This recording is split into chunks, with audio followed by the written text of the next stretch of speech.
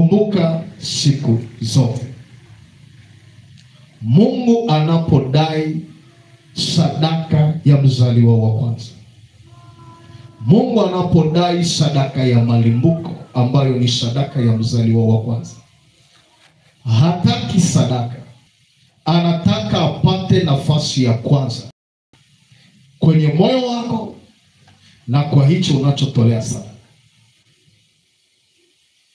Hilo ni la msingi sana, kwa sababu litakusaidia utoe hiyo sadaka kwa imani.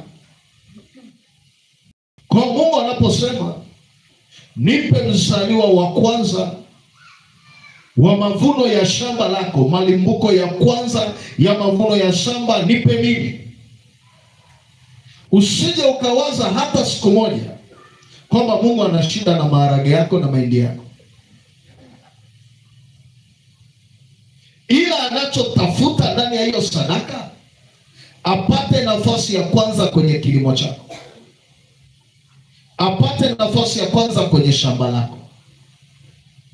Anaposema nipe mshahara wako wa kwanza kama malimbuko, anachukua hiyo hela, anatafuta apate nafasi ya kwanza kwenye kazi ya mikono yako, kwenye ofisi yako, kwenye mahali ulikoajiriwa.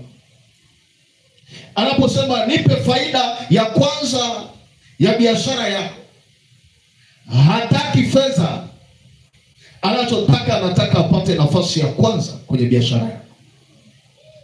Na anaposema nipe mzaliwa wako wa kwanza kwenye uzao wako, anachotafuta sio mtoto, anachotafuta ni nafasi ya kwanza kwenye uzao wako. Kwa hiyo ukienda na huo mfumo, hautatoa hizo sadaka pasipo imani, kwa sababu wakati unatoa, hautakuwa unatoa sadaka, ila utakuwa unamkaribisha Mungu kwenye ile eneo. Tumsifu Yesu Kristo. Kwa maneno mengine, nikitoa sadaka ya malimbuko ya mazao kutoka shambani kwangu, ninapotoa ile sadaka, ninamkaribisha Mungu apate nafasi ya kwanza kwenye kilimo changu.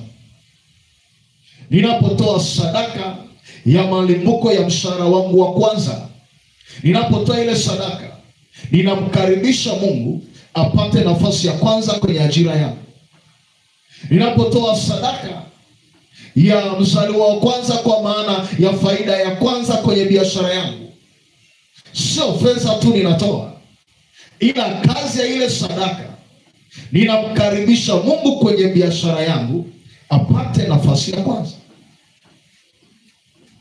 Ninapotoa sadaka ya mzaliwa wa kwanza, kwa maana ya uzao wangu, mtoto wangu wa kwanza kama lango, ninachotafuta sio kumtoa mtoto, ninachotafuta Mungu apate nafasi ya kwanza kwenye mfumo wangu wa uzao.